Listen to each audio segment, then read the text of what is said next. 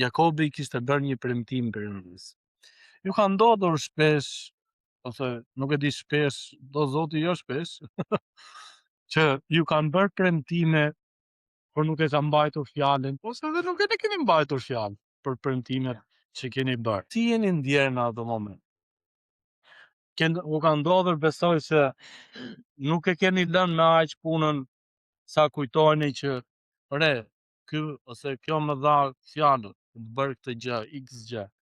Nuk e keni lënë me aq, por keni kërkuar që të përballen me personin në fjalë, që është përfshirë në këtë lloj premtimi, në fjalën. Edhe ne i quajmë të veçantë këta njerëz, besoj, kur neve i thërrasim dhe i quajmë kur e mbajnë fjalën. Ai është burr, ai është një person veçantë, ai është një grua, zonjë grua, se ai është zotëri burr, që fjalën që thotë e mban.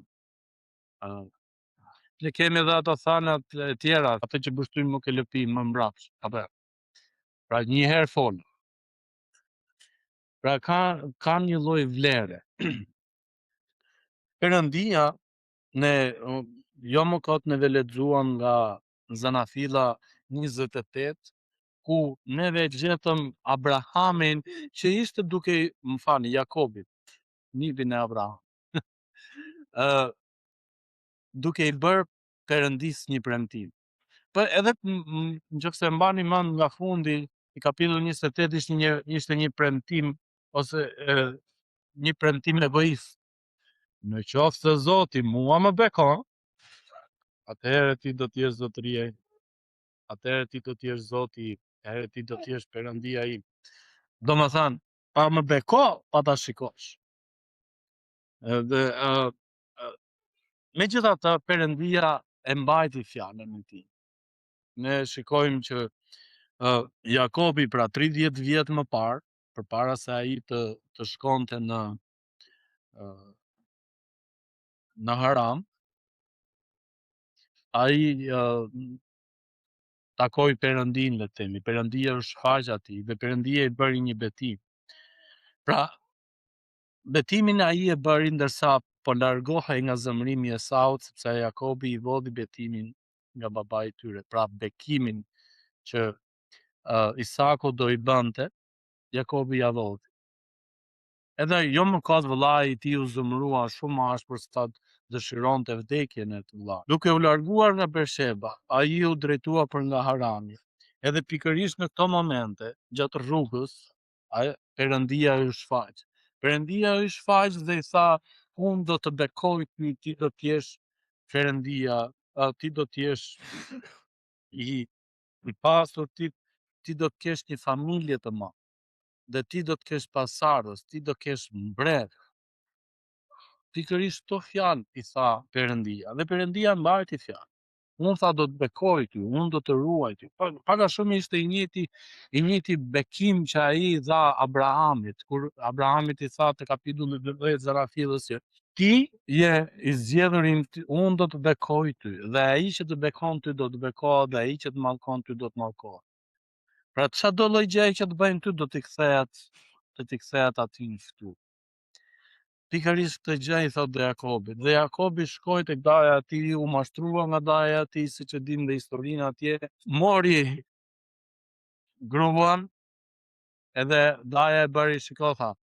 Edhe pse kishin një kohë gjatë që ai po punonte atje, i tha, në qoftë se ti tha do vajzën time për gru, do punosh tek unë tha 7 vjet.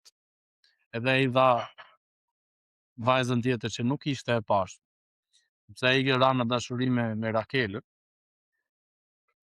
Edhe daja i dha të madhe në fillim dhe i tha, nuk është në zakonin tonë, në traditën tonë që ti thotë më e vogla të martohet përpara të madhes.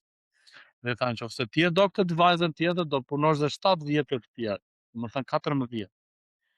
Edhe Jakobi e bëri, por në të njëjtën kohë Perëndia e bekoi aq shumë sa ai u bë shumë i pasur.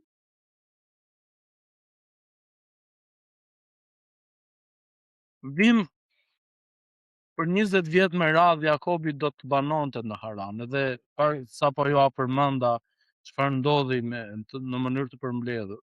Perëndia e mbajti premtimin e tij. Ai ishte me Jakobin. Jo vetëm që e ruajti nga armiqt, por gjithashtu e bekoi dhe në pasuri, e bekoi dhe në familje. Perëndia e mbajti premtimin e tij dhe Jakobi bë goxha i pasur. Kishte familjen e tij që kishte, jo vetëm që kishte pas armës, por gjithashtu kishte dhe shërbëtore, ishte goxha i pasur. Mund llogaritet sot si, ku ta di unë, mund të themi si Bill Gates, si këta të pasur. Tek Zanafilla 29 dhe 30 neve lexojmë historinë e tyre. Ndërsa Jakobi neve lexojmë tek kapitulli 35, vargjet 1 dhe 2, vini re, Perëndia thot çau edhe shko në Bethel, sepse Jakobi i premtoi Zotit, tha, unë do të vi këtu, tha, por mos harroni që ka 20 vjet me radhë Jakobi është bekuar nga Perëndia në mënyrë të pamas, le të thënë. Dhe i tha, shiko, tha, çdo gjë që ti më japësh, 1/10 unë do ta fal ty. Siç kemi neve kontributin ose shportën e kontributit që neve japim, ofrojmë çdo ditë parë të javës. Në Bibël thuhet në fakt, jepni 1/10 e hiqni me njëri. Nga të ardhët e juaja personal. Do të thënë nga, le të themi, nga rroga juaj mujore.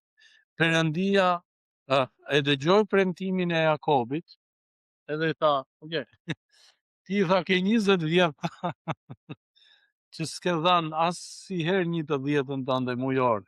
Edhe i tha, çau dhe shko në Bethel dhe mbaje fjalën që ti më ke dhënë. Perëndia e ruajti, e mbrojti, e ruajti nga të këqijt. Neve lexojmë te kapitulli 35, vargjet 2, 3 dhe 4, ku ai niset edhe rrugës kur kalon, e dini çfarë ndodhte?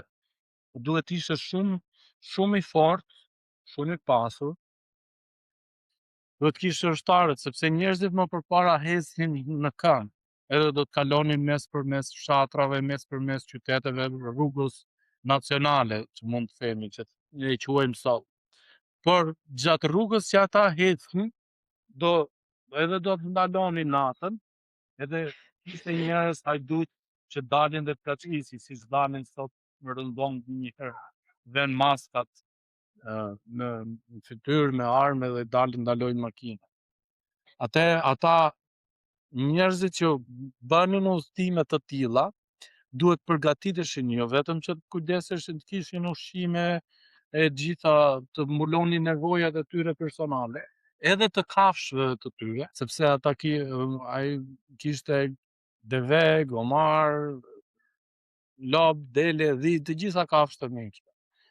Por gjithashtu njerëzit e atëhershëm, ata që ishin të pasur, duhet përgatisnin edhe njerëz, le të themi, ushtar, që ishin të gatshëm të luftonin, ishin të gatshëm që ta ruanin pronën e tyre, le të themi. Por ndërsa Jakobi kalon, aty thuhet tek kapitulli 35, të merri Perëndisë rambi fshatrat, mbi vendet ku ai do kalonte. Dhe njerëzit patën frikë që ti ndiqnin ata nga mbrapa dhe që ti sulmonin. Pra te kapitulli 35. Pra, Perëndia e mbajti fjalën. Mbas kësaj Jakobi kishte 10 vjet që po jetonte në Kanaan. Ai u kthye dhe nëse ju kujtohet pak më përpara, kapitulli 32 dhe 33, se është shumë i gjatë që ta lexoni gjithë historinë. Kur Jakobi kthehet në vendin e tij, i vllai Esau e takon përpara. Edhe Esau kishte 300, nëse s'gabohem, kishte 300 ushtarë. 300 burra që ishin të gatshëm që të luftonin, edhe i doli vllait përpara, sepse e mori vesh që Jakobi po kthehej në Kanaan. Edhe Jakobit i hyri një frikë shumë e madhe, edhe mendoi që tani kaq e pata. Dhe gjithë të pasuri që kam, dele, çdo gjë që kam, do të më rrafshohet. Edhe po mendonte, po Esau ka të drejtë se unë i vodha bekimet nga Zoti, që i jati tyre ja kalonte djem. Por Zoti ja zbuti zemrën e Esau. Ja zbuti në formë të tillë që e mirëpriti vllain e tij. E mirëpriti, e shoqëroi me njerëzit e tij që të kthehej në Kanaan. Kjo është për shkak të hirit të dashurisë së Zotit. Pra, Zoti e ruajti, e mbrojti. Vim këtu pikërisht kur ai ishte në Kanaan, kaloi dhe 10 vjet të tjera, ku kishte vendosur çadrat e veta, ku kishte vendosur kafshët e veta që kullosin, dhe në Shekim Zan, që quhej vendi ku ai kishte vendosur të gjithë banesën e tij, pikërisht në mas 10 vjetësh Zoti përsëri nuk e harroi premtimin që ai kishte bërë. Njeriu ka tendencën që ta harrojë këtë gjë. Edhe shpeshherë neve do të ndalemi, po desha që t'ju jap edhe pak historik. Pra, ai kishte vendosur banesën e tij, kishte rënë në radhlik. Tani çdo gjë në rregull. Por ai nuk kishte marrë mundimin të shkonte në Bethel, pikërisht ku kishte bërë premtimin, ku Zoti ishte shfaqur Jakobit dhe ai kishte bërë betimin e tij, premtimin që kishte bërë. Mësimet që neve marrim, këtu do të ndalemi ne pak më shumë. Së pari, Perëndia na pret ne për të mbajtur premtimet që më. Ju kujtohet kush ka qenë premtimi ynë i parë, i juaj personal i parë për gjithë ata që e kanë pranuar Krishtin. Kur neve kemi thënë, unë besoj në Jezu Krishtin, unë pagzohem, unë pranoj dhe besoj që Jezu Krishti vdiq për mëkatet e mia dhe në momentin që unë pagzohem, vdes shpirtërisht dhe ringjallem përsëri. Dhe nuk është më Krisht, nuk jam unë më që jetoj, por është Krishti. Çfarë do të thotë kjo? Që jeta ime me këtë, ç'a po bëj unë, ç'a fjale po i jap unë Perëndis, premtimin që po i bëj unë Perëndis tani. Unë nuk jetoj më për vete, por jetoj për Zotin. Pra çdo ditë, çdo moment, unë mundohem që t'i sjell lavdi Perëndis. Ju ftoj që të lexojmë, nëse e keni të shpejt, mund ta hapni te Predikuesi. Neve do të lexojmë vargjet 2 deri në 5. Kapitulli 5 të Predikuesit, vargjet 2 deri në 5. Fasha 639. 639. Mos u nxito me gojën tënde, dhe zemra jote mos shpejtohet të thotë ndonjë fjalë përpara Perëndis. Mos guxo të thuash unë pranoj, pa u menduar mirë. Sepse Perëndia është në qiell dhe ti mbi tokë. Prandaj fjalët e tua të jenë të pakta, sepse nga punët e shumta vijnë ëndrat dhe nga fjalët e shumta zëri i budallajt. Kur i ke bërë një zotim Perëndis, mos u mko ta plotësosh, sepse ai nuk kënaqet me budallënj. Plotëso zotimin që ke marrë, më mirë të mos marrësh zotime se sa ti bësh dhe mos ti plotësosh. Pra me pak fjalë, Perëndia i merr shumë seriozisht premtimet tona. Edhe pret, për aq kohë, unë besoj vetë, për aq kohë sa jemi neve gjallë, ne na ka dhënë Perëndia mundësinë, kohën që ne ti përmbushim premtimet tona. Dhe kur kemi bërë pra premtimin që të jemi të krishterë, ne kemi nevojë që të largohemi nga mëkati ose nga çdo gjë e keqe dhe të ndjekim Krishtin me gjithë zemrën. Të dyti, ne jemi të prirur të harrojmë betimet tona ose premtimet tona kur Perëndia ka përmbushur pjesën e tij. Ne pam që Perëndia e përmbushi pjesën e tij të betimit, të premtimeve, por Jakobi nuk e bëri. Kjo harres duhet të ndodhë më shpesh kur premtimet janë bërë në kohët e lashës. Kur ka premtime të tilla që ne i bëjmë kur jemi në vështirësi, atëherë ne kemi tendencën që të marrim edhe zotime të tilla. Ju kujtohet shumë njerëz, edhe është e vërtet që thotë, unë e besoj, muret e spitaleve kanë dëgjuar më shumë lutje se sa muret e ndërtesës së një kishe. Sepse aty janë bërë përgjime lutjesh të sinqerta që i kërkohen Zotit ndihmë, shërim, edhe premtime që Perëndisi bëhen në ato momente. O Zot, në qoftë se ti më shëron, unë do të bëj këtë gjë. O Zot, në qoftë se ti më jep këtë gjë, unë do të dedikohem ty 100% dhe shumë gjëra të tjera. Unë po sjell shembull këto fjalë që po i them, më ka ndodhur që e kam bërë unë premtimin e Zotit. Ca i mbajt, ca s'i mbajt, ca kujtohen, ca s'kujtohen. Por Zoti është përsëri i mëshirshëm dhe thotë, bën mirë ti kujtosh premtimet që ke bërë. Unë kam sjell disa shembuj, për shembull, këtë e gjeta në internet, kur je në udhëtim me avion për shembull dhe ka turbulencë. Ato janë në fakt janë të frikshme. Kur është avioni duke ecur, duke fluturuar. E veç kur bën një shkëputje që bëp sikur bie në grop makina. Po grop e fuqishme, grop e thellë. Edhe në ato momente që se ndodh për një kohë të gjatë, atëherë në ato momente ti lutesh Zotit fuqishëm. Mund të kemi në momente kur kemi probleme familjare të ndryshme, neve i lutemi Zotit. Edhe shpeshherë dëshirojmë dhe i kërkojmë dhe i bëjmë premtime Zotit. Ndaj, kështu te predikuesit ne lexuam që mos u nxito. Merr kohën tënde të mendohesh, pastaj të premtosh. Ne priremi të harrojmë kur gjërat na shkojnë mirë, kur bjem rahat. Jakobi, për shembull, ai kishte ndërtoi me bekimin, me hirin e Zotit, me dashurinë e Zotit, bëri një familje, u bë shumë i pasur, por shumë i pasur. Ai kishte vendosur në vendi, ai ishte vendosur dhe në vendin ku do jetonte. Pra le të themi i kishte pronën e vet, tokën e tij, kishte ndërtuar çadra, kishte ndërtuar edhe kasollet për kafshët e tij, çdo gjë ishte në rregull. Por ai harroi diçka që ishte shumë e rëndësishme, premtimin që i kishte bërë Perëndis. E njëjta gjë ndodh edhe me krishterët sot. Shumë i binden ungjillit të jetës së tyre, gjatë jetës së tyre, zakonisht kur janë në vështirësi. Kjo është disi e vërtet, sepse ka njerëz të sinqertë dhe nuk duhet ta heqim nga lista, le të themi. Por shumica e njerëzve kanë tendencën që të jenë më të hapur, më të dëgjueshëm kur kanë probleme, që nuk shikojnë dot zgjidhje në shoqërinë që i rrethon, në momente që janë në vështirësi, presin një forcë të mbinatyrshme që t'ia zgjidhë hallet, që t'ia zgjidhë problemet e tyre. Edhe në momente të tilla kanë tendencën që ta pranojnë Zotin, që t'ia dedikojnë jetën Zotit, që t'ia premtojnë jetën Zotit.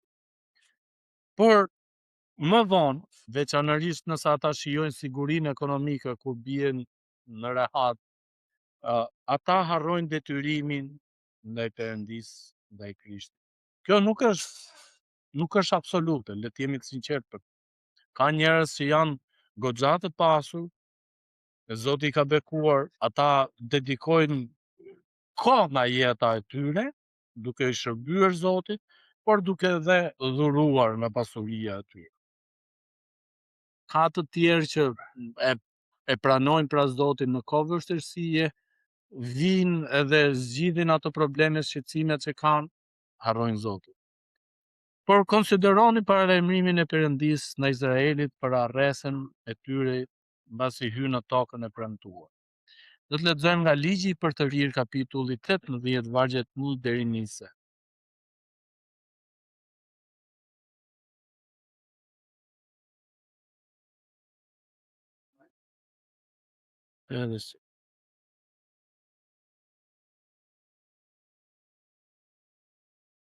Vargjet 11 deri në 20. As ai që përdor ryshtje, as me djume që konsultojnë frymët, as magjistar, as ai që ngjë ndjell të vdekur, sepse të gjithë ata që merren me këtë punë neveriten nga Zoti. Dhe për shkak të kësaj neverie, Zoti është duke i përzënë para teje. Ti do të jesh i përkryer para Zotit, Perëndisë tënd. sepse kombet që ti do të dëbosh i kanë dëgjuar shërtarët dhe magjistarët, kurse ty, Zoti Perëndia yt, nuk të ka lejuar të veprosh kështu. Zoti Perëndia yt do të krijoj për ty një profet si unë në mes teje dhe vëllezërve të tu.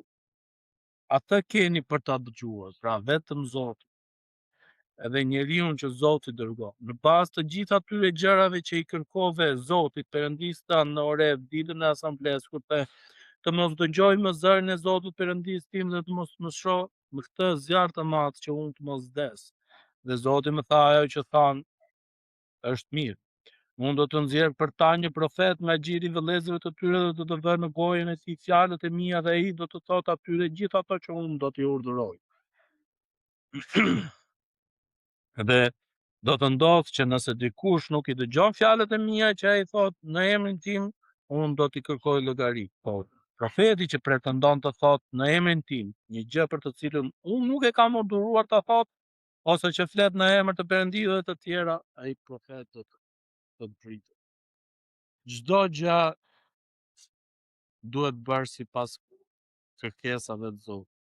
Çdo gjë tjetër që pretendohet që vjen prej Zotit, por flet sipas mendjes së tij, ai person, Perëndia thotë do të vdes, do të vrijë. Çfarë do të thotë kjo për ne? Ne duhet ta marrim seriozisht premtimet që bëjmë. Por në të njëjtën kohë Zoti është i mëshirshëm dhe i hijshëm me ne. Ai na bekon. Së katërti, ne jemi të prirur të harrojmë betimet tona kur ne kemi lejuar veten tonë të influencohet nga botë. Vini re, familja e Jakobit kishte pranuar perëndi të huaja nga njerëzit që njinin. Zanafilla 35 vargu 1. Kur Perëndia i thirrri Jakobin dhe tha çohu dhe do shkosh në Bethel, çfarë po bën? Familja e tij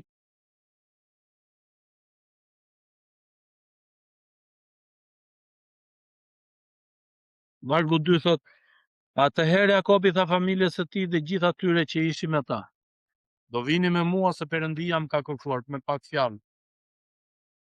Edhe do shkojmë në Bethel. Po, përpara se të shkojmë atje, duhet keni kujdes. Pastroni veten tuaj. Me pak fjalë, hiqni nga rrethi juaj perëndit tuaja, pastroni dhe ndërroni rrobat e tyre. Lahuni, pastroni, hiqni ato idhujtarit që ju keni dhe do të vini me mua. Edhe duhet ta marrim fjalën e Zotit seriozisht. Deri në këtë moment e Jakobi e kishte lënë familjen e tij, dëm la të merresh me ato budalliqet e vet, me ato besimet e vet. Kur Zoti ja kujtoi Jakobit, e tha, "Çau", edhe paraqitoj çik përpara meje. Jakobi i thirri, më fali, unë bëj sa ka proqes menjes, edhe i tha dhe familjes, tani mbaroi koha e lodrave. Hiqni këto idojtarit, launi, pastroni, ndroni rrobat tuaja dhe ejani se të shkojmë në Betel. Pra, kur ne lejojmë botën që të na influencoj në besimin ton, do të ndodhin dhe këto gjëra. Në të njëjtën mënyrë, shumë njerëz nuk jetojnë betimet që ata kishin bërë kur ata u bën krishterë. E lexojmë nga Timoteu, 2 Timoteut kapitulli 4, vargjet 4 deri në 10. Çfarë thuhet? Se na thot Pali, do ta lexoni më mirë këtë se e kam vendosur këtu. Sepse do të vi koha kur njerëzit nuk do ta durojnë doktrinën e shëndosh, pra atë që predikojmë neve sot. Ka ardhur.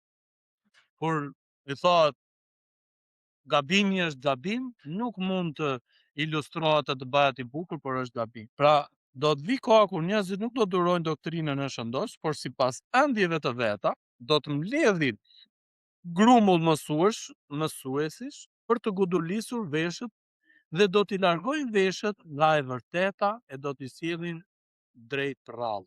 Pra me pak fjalë do të mbledhin vetë, mas vetes, njerëz të tillë që t'i thonë gjëra që i bëjnë qefin aty, nuk të thot vërtetën siç fjala e Perëndis na përban ne. Ktu je gabim. Vjen keq. Motër vlla, të dua shumë, por sipas fjalës Perëndis tu është gabim. Ali i thot Timoteu, por ti thot rri syçel në çdo gjë, duro vuajtjet, kryej punën e ungjilltarit, pra shpërndaje fjalën, përmbushe plotësisht shërbesën tënde. Sa për mua, po derdhem si ofertë, pije dhe koha e nisjes sime arriti. Do thënë Pali ishte në kohën e tij që ishte në fund të jetës së tij. Luftën e mirë e luftova, e përfundova vrapimin, e ruajta besimin. Pas kësaj, më pret gati kurora e drejtësisë që Perëndia, gjykatësi i drejtë, do të ma jap atë ditë. Dhe jo vetëm mua, por edhe të gjithë atyre që presin me dashuri të shfaqurit të tij.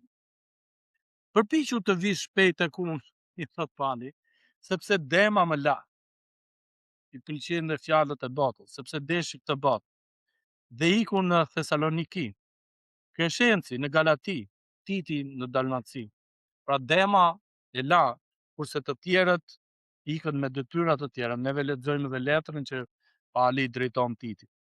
Po dema e la sepse thon i pëlqeu e deshi këtë botë. Kishte njerëz të tillë, pra që zgjodhën që të dëgjojnë ose t'i thonë duan njerëz të tyre mas vetës tyre, njerëz të tillë që i thonë fjalë të mirë, që nuk i thonë asnjëherë që ti je i keq ose ti që ti e ke gabim, por vetëm fjalë të mirë.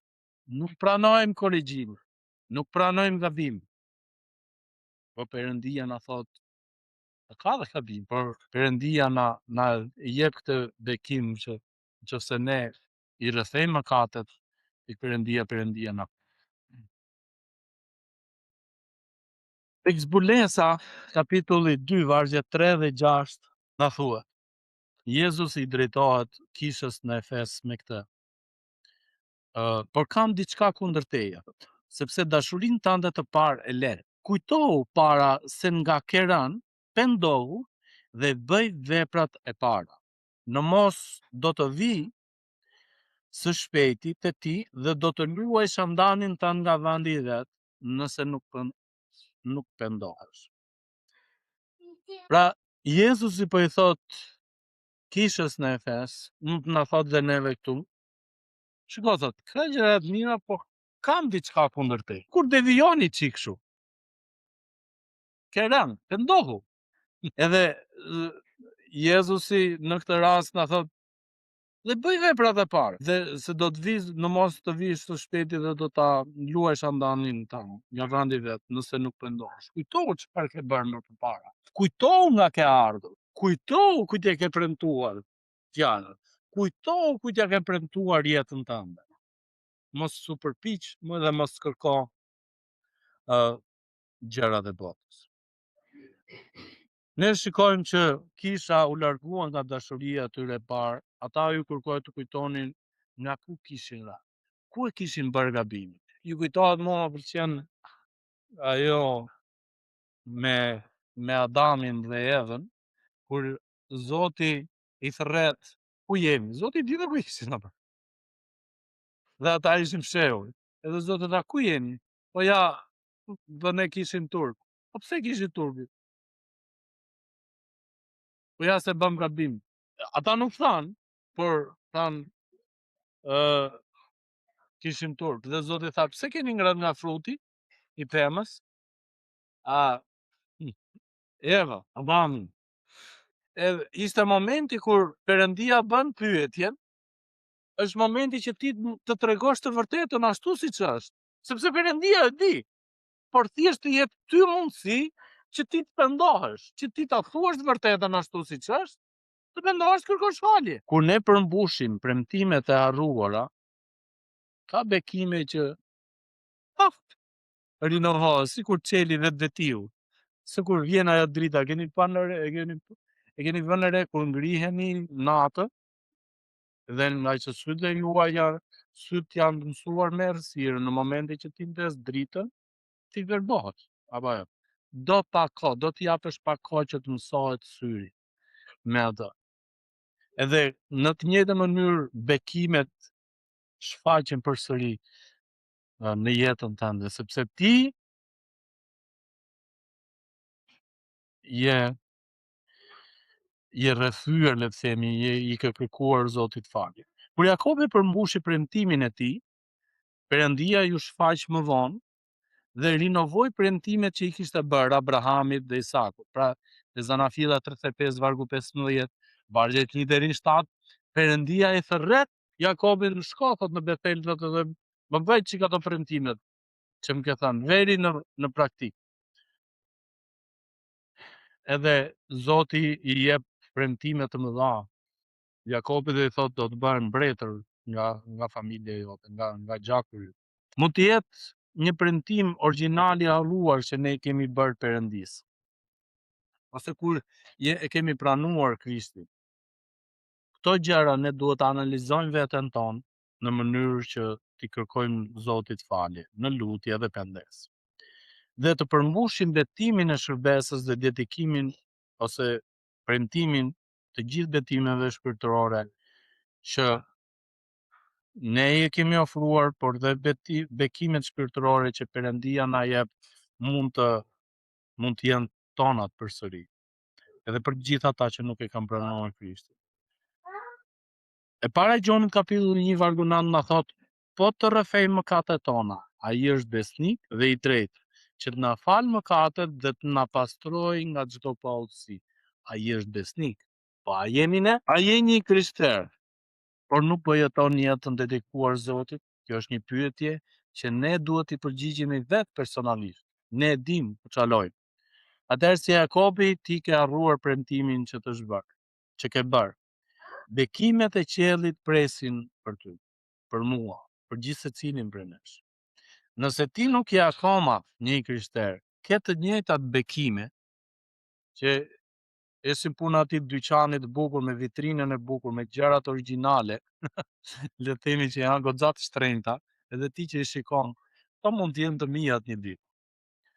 Bekimet e Zotit janë më të mira dhe më me vlerë dhe nuk kanë çmim, mund të jenë të tuat nëse ti e pranon Krishtin.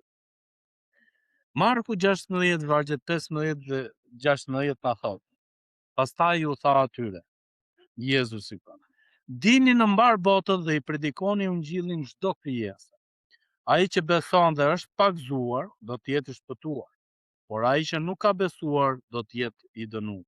Ky është bekimi që na ka dhënë Zoti dhe na pret për të servir tek ne. Mjafton që ne të hapim gojën. Mjafton që ne të mbajmë fjalën.